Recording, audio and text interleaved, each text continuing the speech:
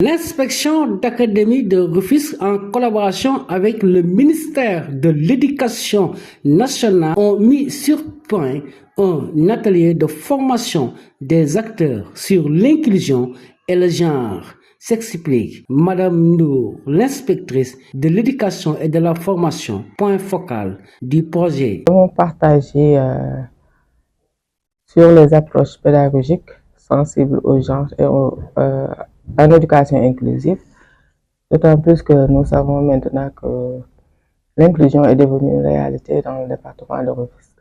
Cette formation a ciblé les directeurs et directrices d'école, les chefs d'établissement, plus précisément le MOE, les bureaux genre des IF et de l'IA et les champions de l'inclusion, qui sont des adjoints dans les écoles élémentaires et les collèges, et qui sont vraiment déterminés dans la prise en charge de l'inclusion dans ces structures scolaires. Des modules ont été partagés par les acteurs. Tenant au module, nous avons déjà la pédagogie sensible au genre et au handicap. Ensuite, nous avons eu parlé de la maltraitance et de la protection des enfants, mais aussi des programmes et des ressources. Et à la fin, nous avons parlé du suivi-évaluation. Et dans ce suivi-évaluation, nous avons aussi développé le soutien et la collaboration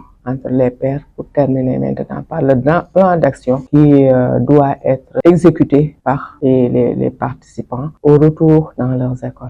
Les difficultés tournent autour de cette prise en charge dans les écoles parce que souvent il y a les problèmes de transport, les problèmes de l'aménagement de la classe. Donc dans les écoles inclusives, normalement l'espace doit s'adapter à l'enfant. Donc il y a un aménagement qui doit être fait et qui est absent dans certaines écoles, mais aussi le problème de matériel didactique, parce que nous savons que le matériel avec lequel certains de ces enfants sont coûteux et les parents d'élèves ne parviennent pas à les avoir. Donc à chaque fois, il y a le projet à travers le ministère de l'Éducation nationale qui essaie d'accompagner ces écoles-là.